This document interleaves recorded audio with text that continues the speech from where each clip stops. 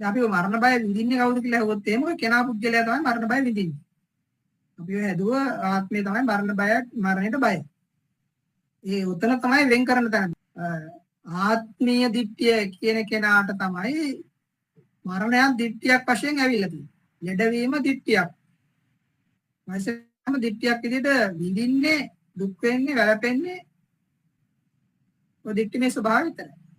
අපි දිට්ඨිමේ ස්වභාවයෙන් අයින් වුණොත් යම් විදියකට දිට්ඨිය නැති කරොත් ඒක අපි යාගෙන් නිදහස් වුණාම හරි කියන එක නේ කියන්නේ. මොකද අපිට බය කරන්න කෙනෙක් නැහැ. වයස ගැන කියලා බය කරන්න බෑ. ලෙඩ වෙන ගැන කියලා බය කරන්න බෑ. මරණය ගැන කියලා බය කරන්න බෑ. මොකද බය වුණ කෙනාගෙන් මිදුණා. කෙනා කවුද කියන එක තමයි මේ ලෝකේ කාටවත් තේරෙන්නේ නැත්තේ. බය වෙන කෙනා කවුද? බය වෙන්නේ ඇත්තටම පවතින කෙනා නෙමෙයි, පවතින්නේ නැති ක්‍රියේට් කරපු කෙනෙක් තමයි මේ බය. මරණයත් ක්‍රියේට් කරලා තියෙන්නේ. මරණය හදලා තියෙන්නේ. මම මරනවා කියලා හදලා තියෙන්නේ. ලෙඩ වෙන්නේ කවුද? ලෙඩ වෙන්නේ මම ලෙඩ වෙන්නේ කියලා එකක් හදලා තියෙන්නේ. වයසට යන්නේ කවුරුත් වයසට යන එකක් හදලා තියෙනවා. ක්‍රියේට් කරන්නේ. හදපු කෙනෙක් තමයි මේ හැමදාම බයෙන්, දුකෙන්, ශෝකයෙන් මේ කාලය ගත කරන ඒ ජීවිතය තුළ කාලය ගත කරලා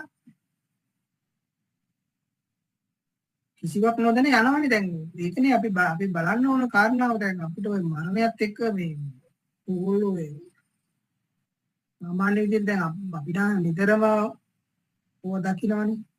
මේ සමාජය තුළ අපි ගත කරන ජීවිතය තුළ මරණ කියන ඒවා ඕන තරම්. නමුත් ඒ තැන්වලදී අපි දකින්න ලොකුම දේ තමයි කිසිම මිනිස්සෙකු ඕක දැන් Tamanට ආදේශ කරලා බලලා මේ Tamanගේ ඉරණමගේ විදිහට දකින්නේ නැහැ. ඒ තරමටම ලෝකේ මරණ සිද්ධ වුණාට ඒක Tamanට සිද්ධ වෙනවා කියලා දැනෙන්නේ නැති එකේ අවුලක් තියෙනවා කියන්නේ. ඒක ඇයි එහෙම වුනේ කියන එක තමයි බුදුහාමුදුරන්ට තියෙන ප්‍රශ්නේ තමයි ඕක. ඇයි මිනිසුන්ට අපි ඉතර කාලයක් බණ කිව්වා. මේ මරණය කියන එක එච්චරටම හරිම අවිනිශ්චිත ස්වභාවයකට තමන්ව පත් කරනවා, අසරණ ගතියකට පත් කරනවා. ඒක මේ කය තරුණද මාළුද බාලද අදාළ නැහැ. ඒ අවසාන මොහොත ලෙඩකින් හෝ අනතුරකින් හෝ යන්න යන වෙලාව උච්චර අවිනිශ්චිත භාවයකට තමන් ඇදලා දානවාද කියන එක මනුෂ්‍යයාට තේරෙන්නේ. තිරිසන් සතාට නම් කොහොමත් ඒගොල්ලෝ සාමාන්‍ය සංඥා විතරනේ ප්‍රතිචාර දක්ව ජීවත් වෙන්නේ. නමුත් මේ සංඥාවෙන් ඔබට ගිහිල්ලා සාමාන්‍ය තාර්කික බුද්ධියක් එක්ක ජීවත් වෙන මනුෂ්‍යයාට මරණය කියන සංඥාව බැරෑත් නෑ. බැරුම් නෑ. ඒකයි වෙලා තියෙන්නේ. ගණන් ගන්න වන්දනේ මට්ටමක්. සාමාන්‍ය ලෝකයේ තියෙන දේවල් පසුපස ලූ බඳිනවා වගේ විතරක් පේන්නේ.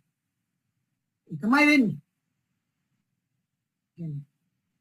ඔච්චර කිව්වත් පරමාර්ථයක් තියෙනවා ලෝකේ. බුදුදහම කියලා කියන්නේ මේ මහා ගැඹුරු අවබෝධයකට යන්න පුළුවන් භාවිතාවයක්, ප්‍රැක්ටිස් එකක් කියලා කිව්වට ඒ ප්‍රැක්ටිස් එකට එන්නේ නැති එකේ අඩුවක් තියෙනවා. ඒ කියන්නේ හරිම අමුතුයි මාර ධර්ම කියන ස්වභාවය හිත අල්ලන විදිය. කෙනෙක්ව අල්ලන විදිය. නවටන විදිය, මුලාවට දාන විදිය සාමාන්‍ය ලෞකික සංඥාවල වටිනාකම් එච්චරටම අධිකයි. ඒකයි මේ නිදාසුනාම නිදාස දැනෙනවා කියන එකේ යන කිසිම තර්කයක් නැහැ. ඔයගොල්ලෝ භාවනා කරලා බලන්න. භාවනාවෙන් හම්බෙන දේ ගැන නම් කිසිම සැකයක් තියාගන්න එපා. භාවනාවෙන් හරියට කමඨාන හරි විදිහට ගිහිල්ලා අපි හැමදාම මතක් කරන නාම රූප පරිච්ඡේද සිද්ධ වුණාට පස්සේ ඔයගොල්ලෝට ඒ ගැන කිසිම සැකයක් තියාගන්න ඕනේ නැහැ. මාර්ගයේ විසින් මේ බල ප්‍රඥාව ඥාන දර්ශනය ස්ථිර කරාට පස්සේ ඕගොල්ලෝ දැනගන්නවා මේ මෙහෙම දෙයක් තියෙනවා. ඒක තමයි වෙන්න ඕන එකම දේ.